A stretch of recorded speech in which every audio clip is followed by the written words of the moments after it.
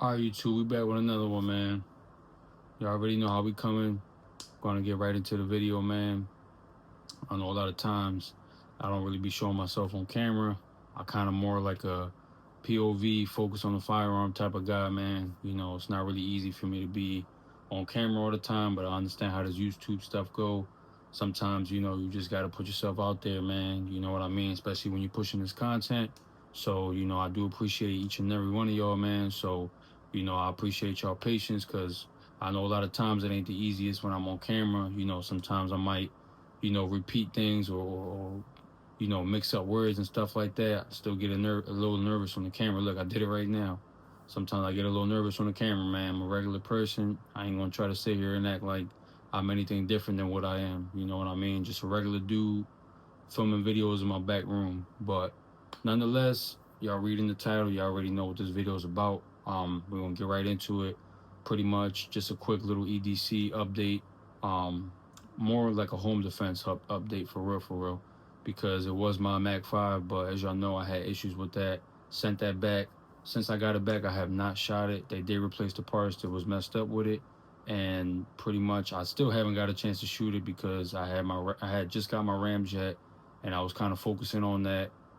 Took it to the range and just wanted to kind of get the feel for it, smooth it out, run a couple rounds through it, kind of get it broken in a little bit, and it's still to be determined if it's going to be 100% reliable.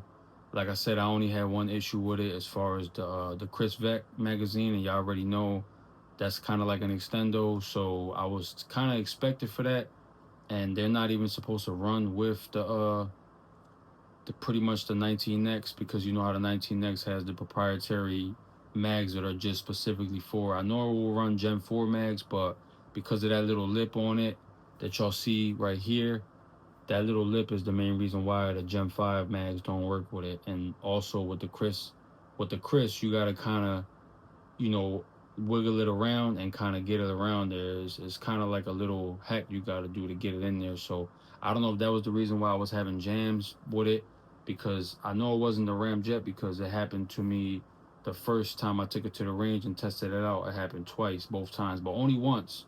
Once I cleared the malfunction, it ran about maybe 20 rounds straight. Then I cleared the malfunction and it ran the rest. I was able to empty it out. So I know it had nothing to do with the Ramjet. But other than that, the Ramjet pretty much performed flawlessly. So, my 19X is my pretty much my bedside as well. So nothing really changed with that. But because I added this on here, I know a lot of y'all probably gonna say, well, is the reliability still there? As far as I can see, this thing ran 115 and 124 grain with no issues whatsoever. So I know a lot of people talked about having to swap out the recoil springs and stuff like that, the assemblies. And to be honest, this recoil spring assembly has seen a couple thousand rounds already. This thing is more than broken in. As far as I know, I had this gun for about 4 years, so I've put a few rounds down range with this thing. So I'm pretty sure that's not really gonna matter, and maybe that's why my specific Ramjet didn't have issues with the 115 grain, and I didn't have to change any recoil springs, just specifically the barrel and the comp. That was it. I didn't have to do any other modifications to get this Ramjet to run. But I have seen some occasions where people say that theirs are running good with 115 and 124, but if you actually want to run 115 comfortably, you have to change out the recoil spring assembly, and I just don't want to do that. And to be honest, if y'all been paying attention, I have been running 124 grain a little bit more heavier now, just because of a preference type of thing. I prefer 124 grain over 115 because I just feel like I shoot better with it. It's not a big difference as far as recoil goes, especially with this thing. Whether you're shooting 115 or 124, it's going to kind of be hard to tell because it eats it up and it keeps the barrel down. It keeps that recoil down. How noticeably how noticeable of a difference is going to be determines on you. But all in all, I know that doesn't matter when it comes to a self-defense situation. All I know is this continues to be my bedside gun. So this is like pretty much like a secondary for home defense if I have to get to this for any situation.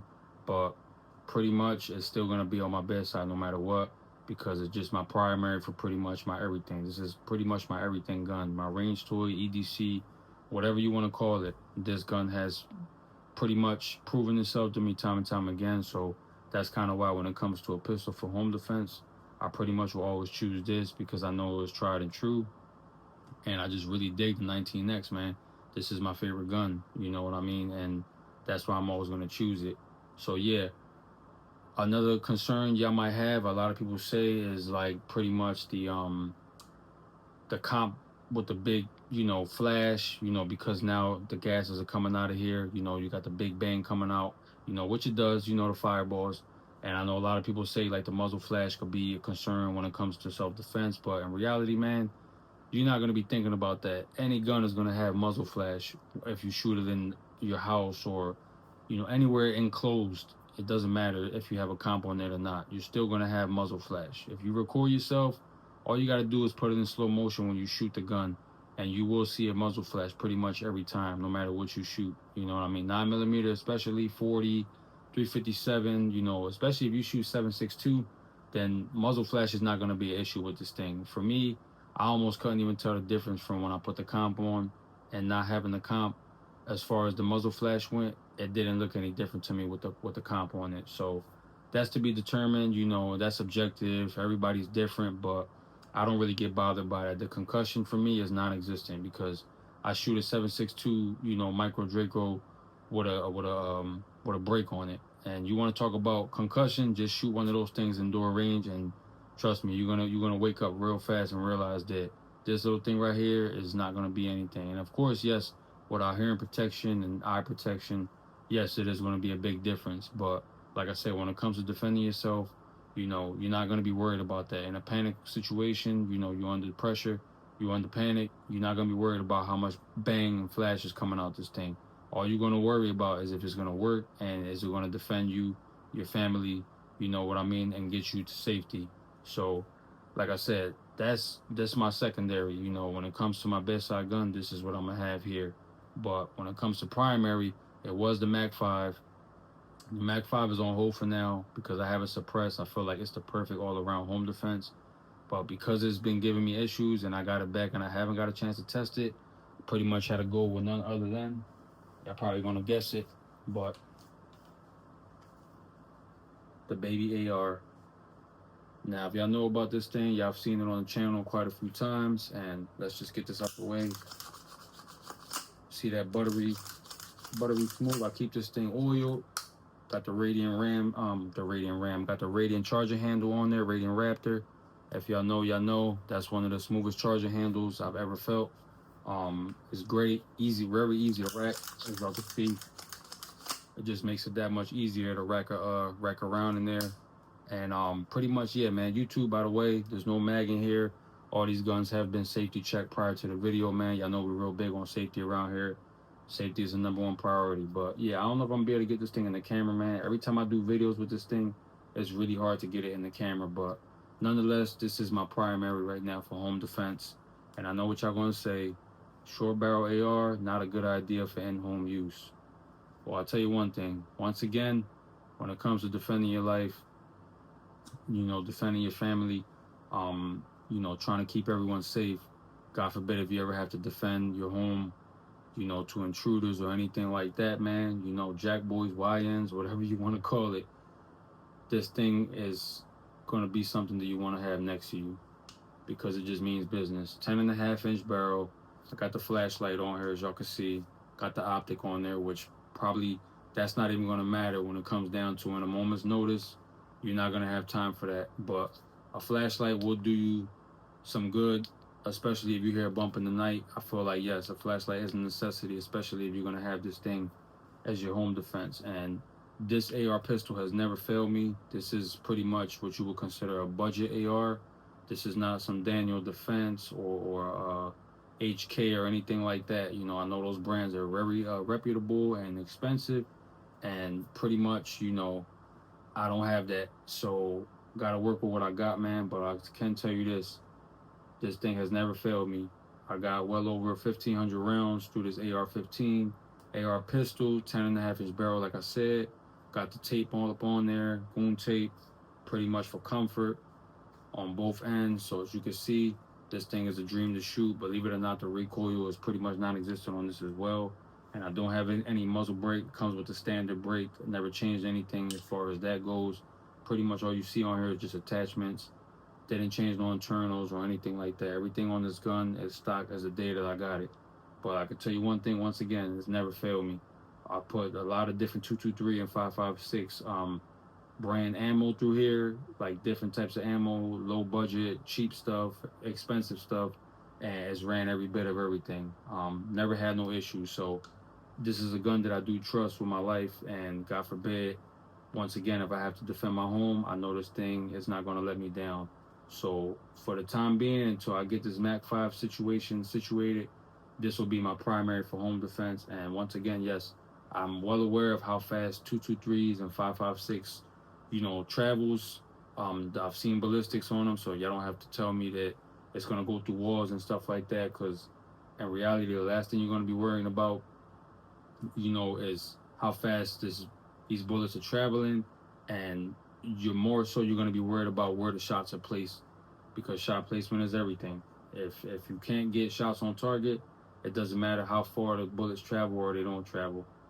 It's not going to matter. Your bullets are going to go where you don't want them, and you're going to be putting a lot of people in danger. So understand that under panic, you know what I mean, it's easier said than done when you have to let shots off under panic.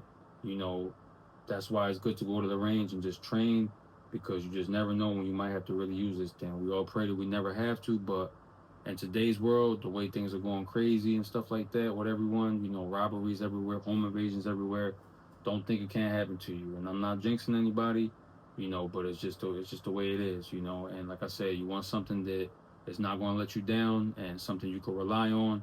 And I could tell you right now, like I said before already, like probably 10 times in this video, this thing has not let me down. You know what I mean? So I'm going to go for this every time. I feel like, yes, it's going to be loud, but once again, not something you're going to be worried about when you're under panic. You're not even going to be thinking about how loud this gun is going to be when you set it off.